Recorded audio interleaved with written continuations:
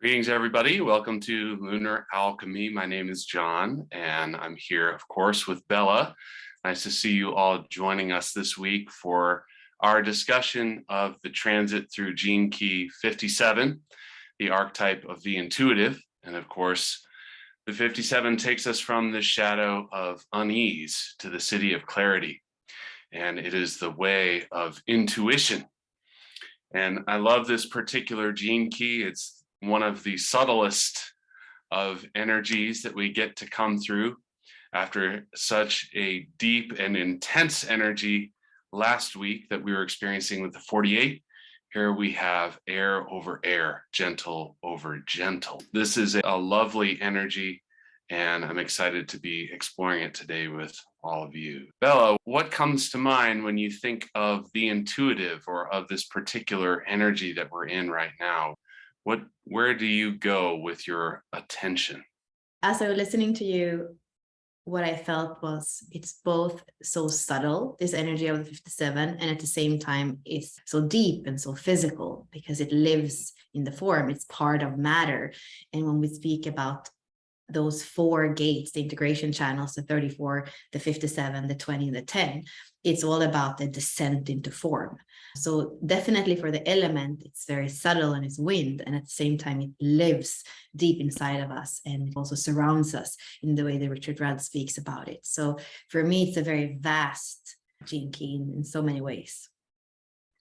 Yeah, absolutely. And love that you brought this in because we are finishing off our tour of the codon ring of matter, which is the primary sequence that happens in the Venus sequence from the inception to birth to age 7 all the way to age 21.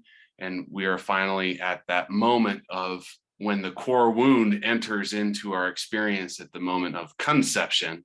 I guess I should say, said that incorrectly before. And bringing our experience into this physical body, and how do we begin to experience this possibility of our separation, our connection, our awareness of what's happening in our environment. And this is very much tied to our experiences in the womb and the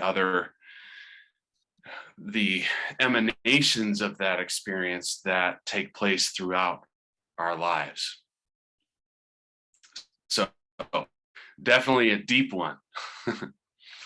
So Bella, how do we become aware of what happened in our environment during the womb? How does this show up for us? I've already gotten to walk through a whole shadow level experience. Bella, I want to hear your perspective of how do we learn about what happened in the womb? How do we learn about our relationship to the environment? Because I don't remember my time in the womb. I don't know if you do or if there's anybody listening that does, but somehow this is still functioning in our life. And how does that happen through this particular energy structure? Because we've all got different things in our core wound, except for you. Right. My dad and my mom, both in their attraction sphere, they had my very vocation. So they come together in the 57.4 in their attractions, both of them. And then they had me. So there is something weird here. But back to your question, why is that?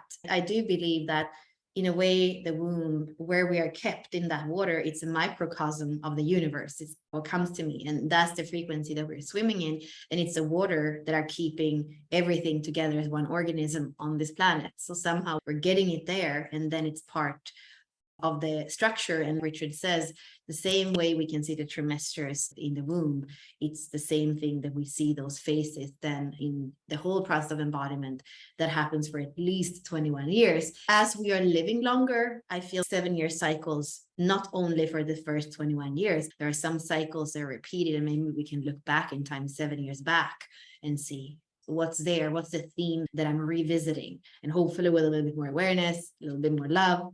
But I definitely feel that there are those cycles, and 7 seem to be something special. Maybe also gene key 7, that is the gene key of guidance. And it also has to do with the 44 and the fractal patterns and the soul fractals and all that. This is an interesting one because I have 57 in my IQ. And this is one that is like the anti-thought pattern. It's just an experiential pattern. And when we're in the womb, when you're talking about those waters, now we've come from the 48, which is this deep well, and we don't know what's at the bottom of the well. When we go down into that and we actually plunge in, that's to some extent a description of involution coming into incarnation. I don't think that if we were, for instance, from our standpoint, if we were the divine being who's going to involute into another form, if we knew that we were going to have this entire veil thrown over our heads and we wouldn't remember anything about ourselves, that would be like diving into the well. And what's at the bottom of the well is a bunch of water.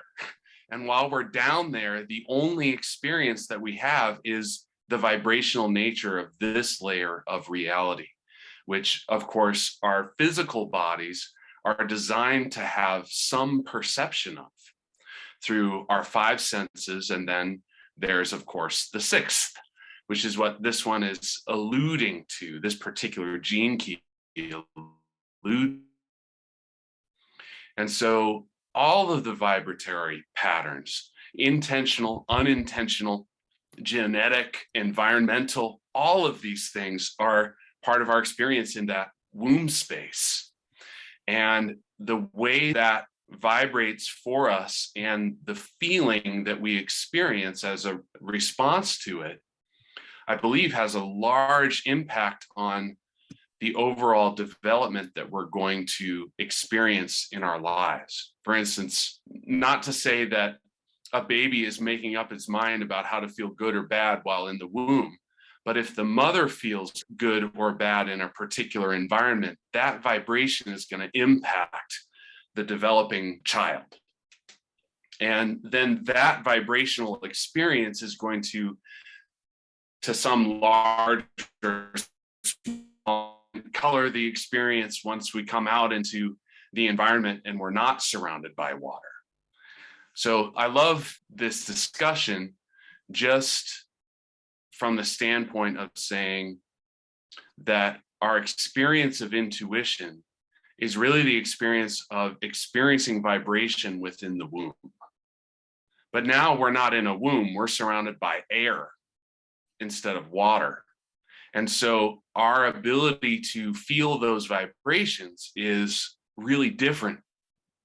And our connection to ourself of being able to tap into that awareness of vibrational reality feels to me very similar to what intuition is all about.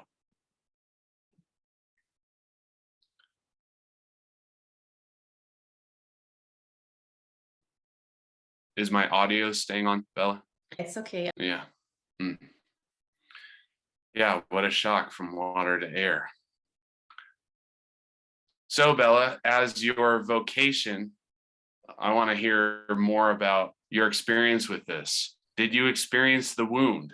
What was that like? And how did that transform for you over time and experience and shifting? I was supposed to be a twin, and my mom had a miscarriage, and she didn't know she was pregnant when she had the miscarriage. So she had been pregnant without knowing she was pregnant. Then she had a miscarriage, and she definitely thought she wasn't pregnant anymore.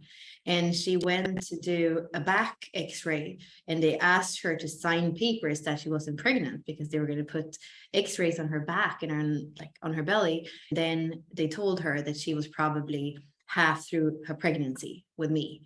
So knowing that, one, what kind of connection or disconnection, in one way you could say, did I have with my mom? She didn't, one, feel nauseous during the whole pregnancy, and she felt great. And also, what about experiencing the loss of a twin, even before you can, of course, conception life was going on, but somehow on a frequency level, for me, I believe that's part of that, maybe life or death that has been with me my whole life. It's life or death. If I don't do this right, it's life or death.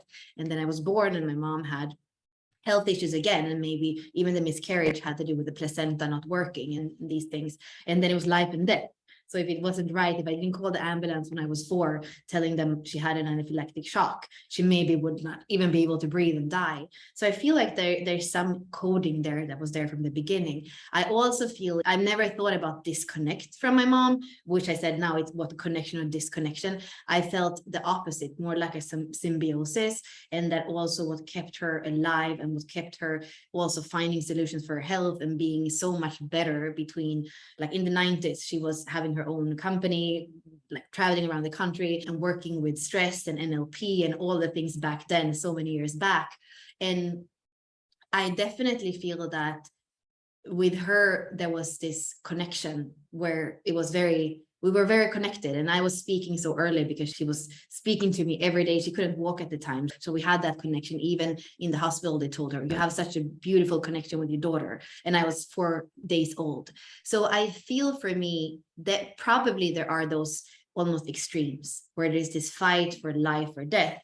And then there's this beautiful connection of very early being seen and being connected. And I know when it comes to attachment theory, which is funny because I feel like everything I speak about today goes back to whole and the Venus work that we're doing in the group. I know that my secure attachment style of what it sounds funny to say, that definitely comes from that.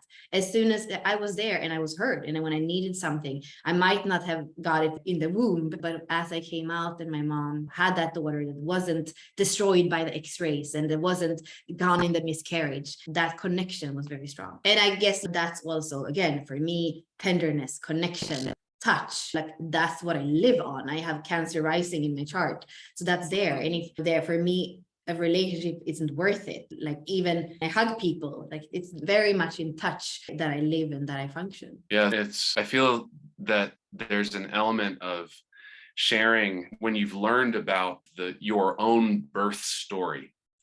There's a certain element of insight can come through by being able to share that story with other people who have learned what happened during birth. For you, I'm looking at you and I'm going like, oh, Bella, you're like the first X-Men. Just because of the x-rays, it's really silly idea.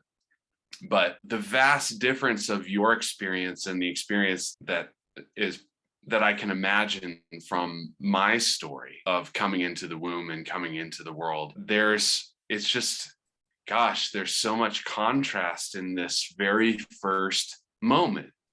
And we can look at the gene keys, and a lot of times we'll say, oh, well, my life's work is this number or that number, or we'll get to one of our favorite experiences that we're currently attaching our identities to and go, oh, well, this is how I do the pearl, or this is my attraction sphere.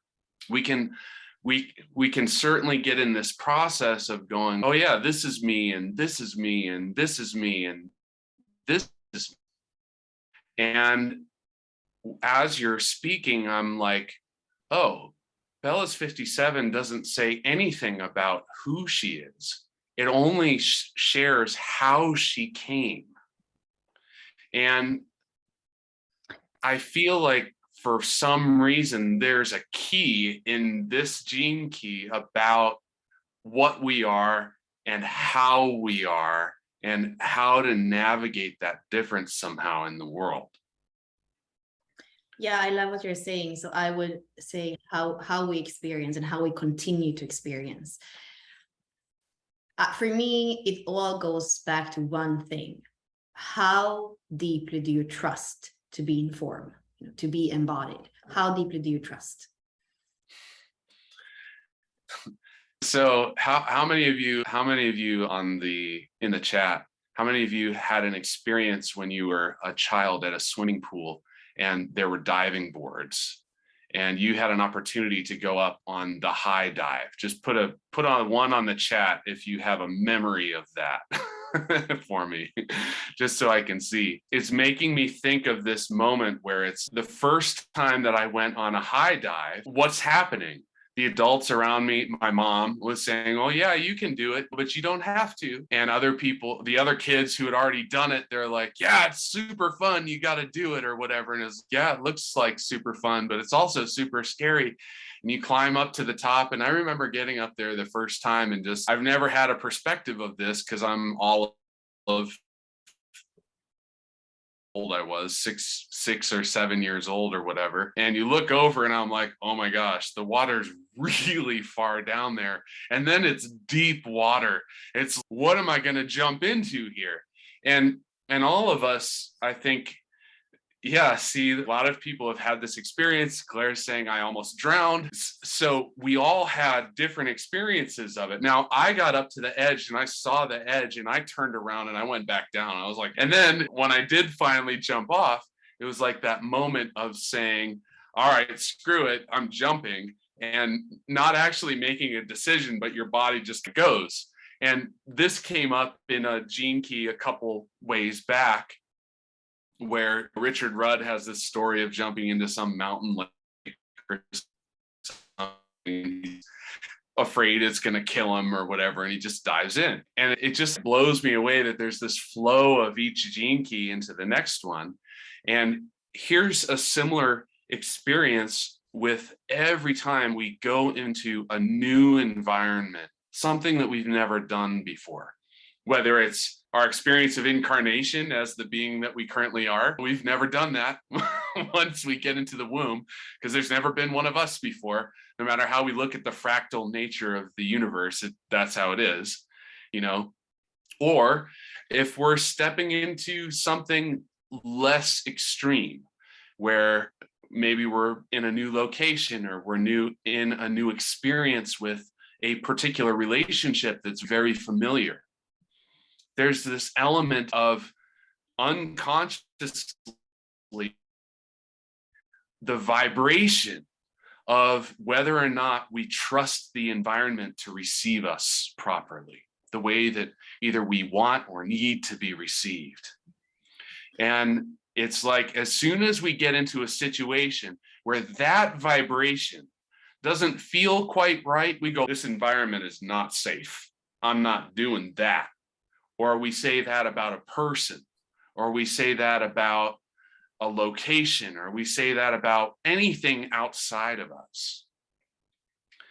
And I'm not saying that to say, oh, we should always trust in the environment. I'm not saying that's wrong, but I think it is really interesting to just notice how deeply this idea, this gene key, this energy, just, it fundamentally gears how we experience almost everything.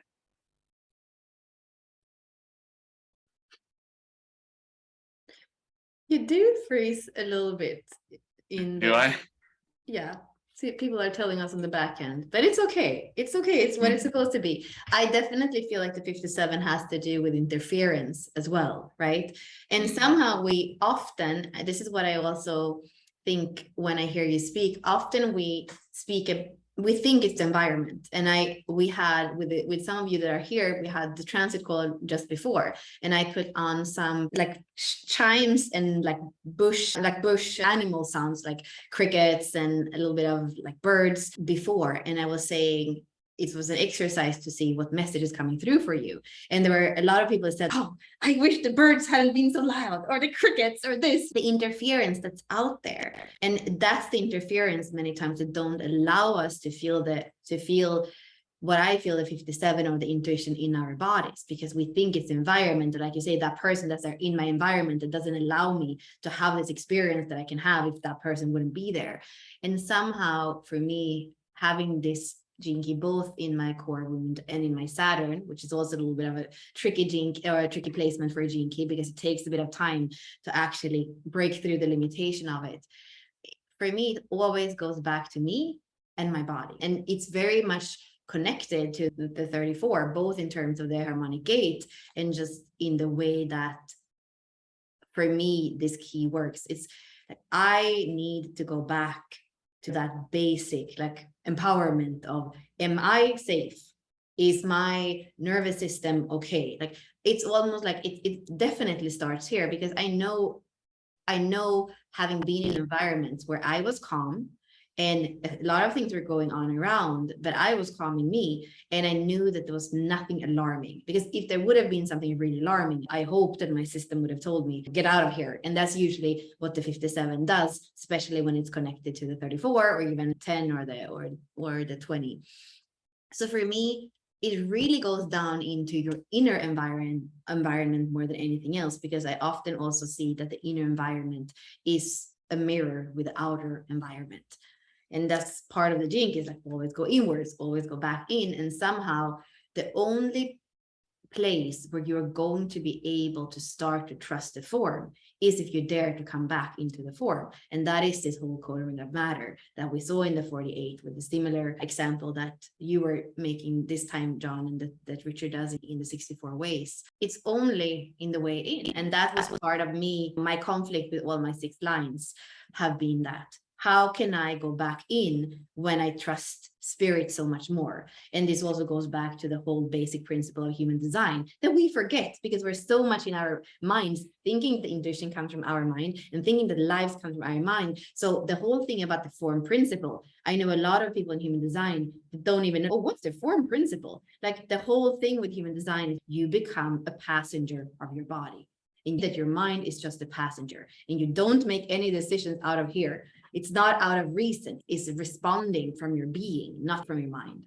So somehow I want to highlight that here. And I feel that this conversation back in somehow, because that's where we are even breaking through the core wound, because this is the gene key that codes for the collective core wound. And it's never out there, it's always in here. Yeah, I love that you're able to weave that in, because it brings me to just offer that, look, while we're in the womb and the environment is doing whatever the environment does, the part of us that is actively recording every experience is the cells in our body. The energy form that our body is coming into is recording those experiences and integrating that vibrational reality so that we're prepared for what we're going to experience in this life. And so when we look at this idea of, well, what is unease? And then what is intuition? And how do I use my intuition? And if you think about what were your capabilities in the womb, if you were purely intuitive and inside the womb, which you were, it all comes from your body. And that intuitive nature is something that, yes, your mind can translate into words, but like you're saying, Bella, it doesn't originate in the mind. It originates in the body. And I had a very clear experience of this really just today, where yesterday, I'll share a quick story. Yesterday, from my personal experience, yesterday I was invited to go to a hot springs I've never been to in Colorado tomorrow. And I was like, boy, that sounds really fun. I want to go. And I was feeling in me the energy that wants to go explore, wants to have a new experience, wants to go do this particular activity. Because it's getting cold outside and hot springs sound really good around this time, and I'm feeling the hot springs vibe. But I couldn't figure out what was going on in my body, because tomorrow, which is when I would go do it, I'd have to go travel to do it. I would have to move a bunch of appointments that I already have. Appointments with a client, there's whole tomorrow, there's other things that are already lined up for me that I would have to move, which is in the realm of possibility could be done. But I was feeling this feeling in my body that just wasn't comfortable. And I was like, I don't know what the right decision to do is here. And I was trying to use my mind to get my intuition to give me an answer. To say, oh yeah, it's right to go, or oh yeah, stay. And neither of those things was happening at all. And then I realized, I was like, wait a minute. The answer isn't going to come unless I actually get present with the feeling in my body.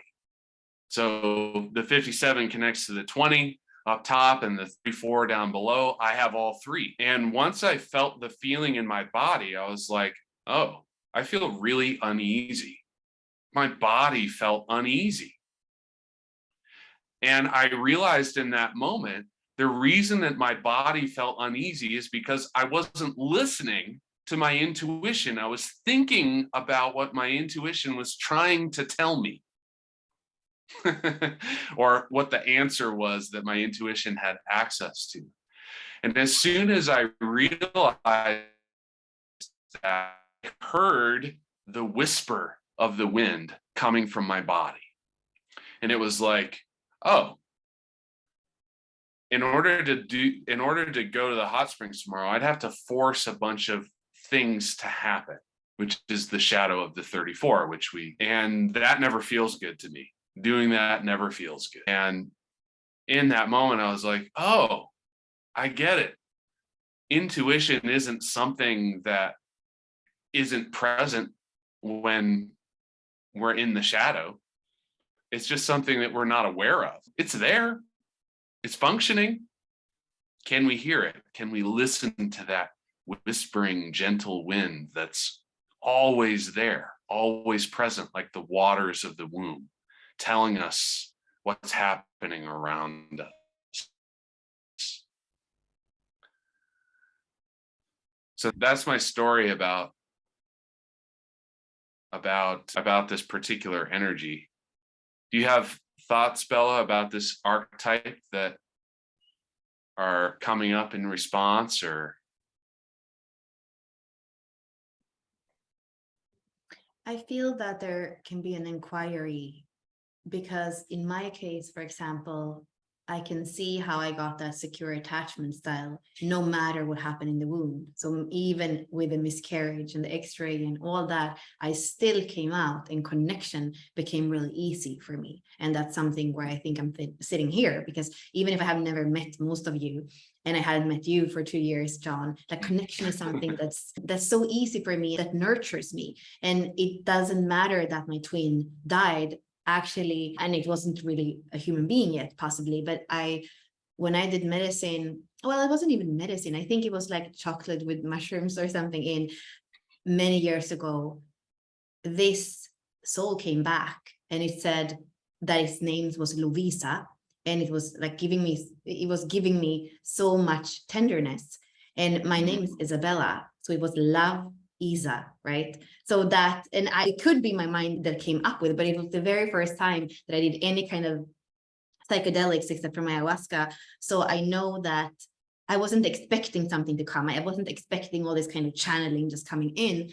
And it just showed me that even if there was that rapture, and I'm like, I got to survive. And I think I had guilt for that a long time. I need to be perfect because I got to survive, and the other part couldn't survive.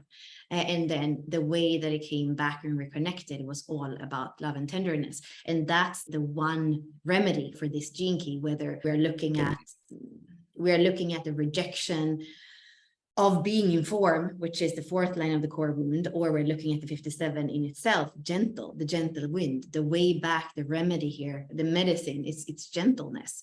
And that's how somehow we can heal ourselves out of the unease, the awareness of the unease, and then touching it with gentleness. That's for me how healing happens, in the body, in the emotions, in the psychology, everywhere. And what I wanted to mention with this is that the connection was not affected. Actually, I think that it was strengthened, because maybe I had a contrast of what happened in the womb and then what happened with my mom, and then it was healed. How the thing that stayed, and I know that my mom also had an electrical shock or something in the last trimester, which I could probably track, of shocks that have happened later. That's the programming partner, the shock, right? So that had to be in there somewhere too. I know that what has taken so long time for me is to feel that I'm safe in form, and to feel that spirit isn't better than to be incarnated as a soul in the body, and to understand even the interplay of spirit and soul, and why it's important to even be here like this. That's the part. So what I started to say is there's going to be a place of contraction for all of us where we don't feel safe. And part of what we are doing for this humanity is to actually go there and look at that contraction. We might have a little bit of help looking at our line in the core wound, whatever of the 6 line you have, that can give us a clue of what is the contraction that your soul came here to help undo a little bit, that thing that feels like this. And to know, I feel that for all the core wounds, gentleness, softness is the place. Like I know sometimes when I start working with people more when it's in real life, that sometimes I just need to like hold a hand somewhere on the body. And that starts the whole process of like layers and layers of fear and of other things that we hold on to. And sometimes the body, I don't believe that the body is ever divided. I saw it in the chat. I just believe that there can be a layering of things that are veiling, which goes back to your story, John. Like what is veiling that innate intelligence, that this form, that this DNA, that this unique expression has? Something might be veiling it, but I would never ever make it wrong or tell it that it's not whole. Yeah, gentleness, I feel like of all the keys, this is the one that has one of the just fullest perspectives about how to orient around the experience of being a human. Whether it's a child, whether it's an adolescent, whether it's an adult, it gives this context that allows us to understand, okay, we've got all these experiences happening. There's all these possibilities. There's all these different vibrational choices that we can make. There are expressions that are going to come through us and all of this stuff. Is there one archetypal path that we can understand and follow that is going to allow our own individual process to move forward in the most easeful way? And when you look at some of this could be just something about the gene keys, I don't know. But when I look at the spiritual traditions in the Far East, Buddhism, yoga, these various practices, this concept of gentleness is almost, it's ubiquitous across all of it. Where if you go to a yoga training, even in the United States, that is so focused on the postures, most of the time, if you're new, a teacher is going to instruct you and say, be gentle with your body as you move into these challenging postures. Don't push further than your body is willing to go with some amount of ease. And it just really brings so much into our awareness, from how to parent children successfully to how to treat our colleagues, how to treat the experiences of the people who are close in our lives, as some of these lower frequency expressions might come through them or might come through us. If we get angry with somebody and we overreact or whatever, or that happens to us from them, can we be gentle, first of all, with our own experience? And then are we able to communicate with gentleness to another person who may have impacted our experience with a vibration that might have felt dangerous or unsafe, whether that's emotionally, mentally, even physically? Would you like to look at Sergio's? I don't know if you have that up. I don't know if I'm going to make people more, but yeah, why not? Because if we just look at the elements, we would have wind over wind. Well, let's start with just looking at the picture. So the picture for the 57, here wind is the green color, and it's actually connected to Virgo. And we often say we have, for example, Gemini is connected to Virgo, right? And it's those like airy, mentally active is maybe the word I should say, signs that can put things in order, that can analyze, that can communicate, like all these things that move quickly in the wind or in the mind is what we can see here with the green color and with the wind element. And then the way that Sergio does it is that he has like a symbol that is a simplification of the actual man. And in this case, it's both green in the little guy and green behind him. So you can see both the environment hexagram and the actual like person hexagram. Let me just show you that. So here you can see that the bottom hexagram, that's the person, and then the top hexagrams is the environment. And that would be another gene key. That's the gene key. Which gene key is that? 62. So here we have wind over wind. So then it's green and green. And the verb here, the Sergio is using, his method is called Abaxis 3D. His name is Sergio Arboleda. Oh, here you have it. The verb he's using for this hexagram is to make order. And I wonder how that actually connects here. And he's like, to make order so that you can go with a rhythm. Stay observant. That's like the advice here. And the other thing I thought was quite interesting when I look at this is that in the I Ching, it's all about geometry. So when we look at the hexagram, we also have inner trigrams. So if we don't look at the top and the bottom, we're going to see that 1, 2, 3, we have an inner hexagram here. And we also, if we don't look at the top, we have an inner hexagram. And those hexagrams are actually lake and fire. So within this that looks like it's all about wind, we have lake and fire. I don't completely know what that means, but for me, what I think is like being grounded in the lake that is very calm. And then the fire is very active.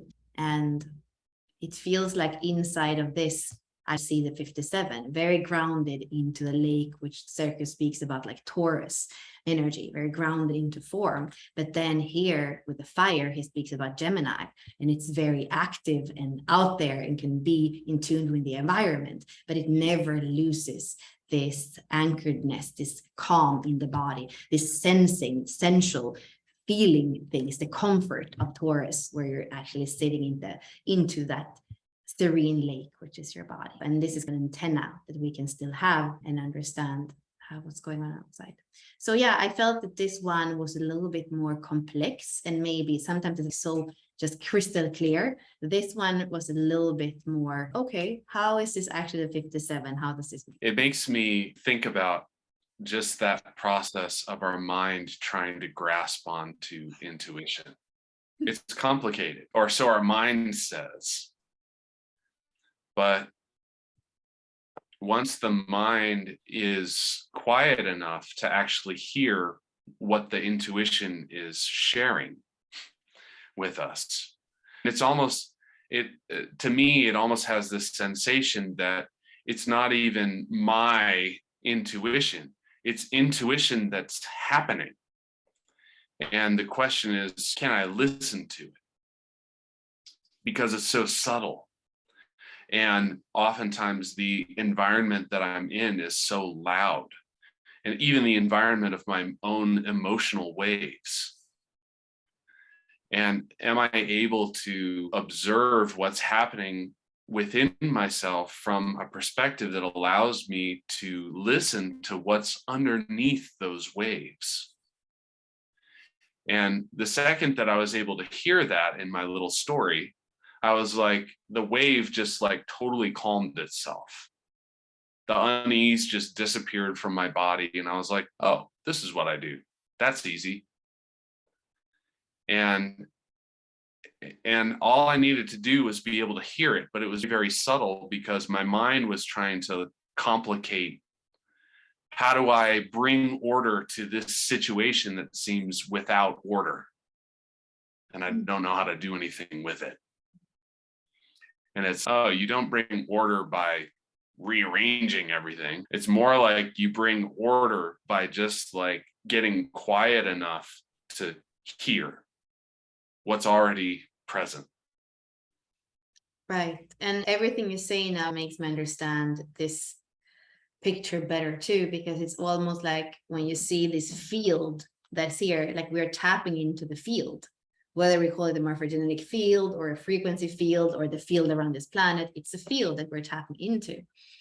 And what I think is interesting with the same color is that actually we're made of the same stuff. Like we are made of that already. So we can tune inwards. And it's not about ordering what's on the outside. It's really about feeling what's on the inside. Yeah, beautiful. Well, I would love to continue exploring the discussion, but I think it's time to mention that for the very first time, I will be offering a visual representation of the frequency, sound, and light codes that are present in the transmission. And I shared on my Facebook page, for those of you who are friends of mine, perhaps I'll have an opportunity to put that one up there. I used the earth element code. Today, obviously, we're going to be working with air, wind over wind. And it just adds another dimension to the experience of the frequencies that are available to us when we actually tap into that field, that figure made out of the field was doing. And hopefully it will bring an additional element to the experience for those who are engaging with that. Of course, we're going to be having, I'm hoping for a very gentle influence of this energy, because I feel that's the quality that intuition is always carrying with it, is how lightly can you be touched and still perceive that touch. Yeah, and I feel there is something, just to wrap up. Didn't we speak last week about wind and wood?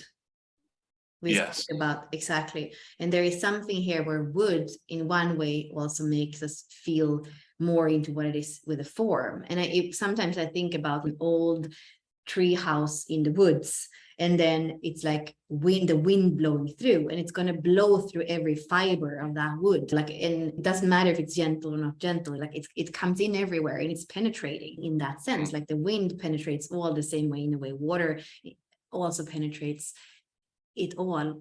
And what I felt when you were sharing with me the art that you're using, we are going to use now with the transmission, I felt in one way it's so subtle, and it's like it's this light, gentle touch, and at the same time it's so powerful. And when I saw the earth over earth element, which happens to be my life's work and very close to my Chiron as well, it's like it touched me so deep, it penetrated me so deep. And I cried, but out of beauty. I cried out of beauty, which is the programming partner from the one. It's just something here with including the art that is just so much art, so artful. And I don't know how it's going to be with the transmission, but I know that this is something coming in that's just going to add to the experience. Yeah. Thank you for bringing that together as well with the wind and the wood, because we can say it's wind over wind, but we can also say it's wind over wood. And that's just the breeze moving through the branches of the tree. And there's a spiritual perspective that trees are much similar to the energetic form of a human being. It's just that they're upside down.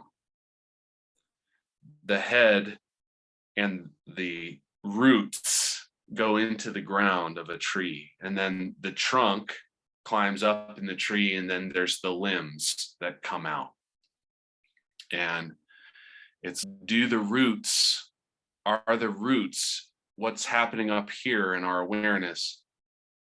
Are they paying attention to the rustling of the leaves at its furthest branch, whether that wind is just lightly blowing or it's a gale? Do the roots notice? And looking forward to seeing how that works. Thank you everyone for being present with us. We will be back with you next Monday for another Lunar Alchemy discussion. And for those of you who are in our membership, we will go ahead and go into the transmission room. For those of you who haven't heard about the membership, we can put a post with a link where you can explore that in the Facebook group. Perhaps we'll send out an email about that this week if you're interested in exploring that, so that you can check it out and post that earth element code so you can get a feel for a representation of what is possible from these energies. I'm sending loving presence to each of you, and we will look forward to seeing you next time. Goodbye for now.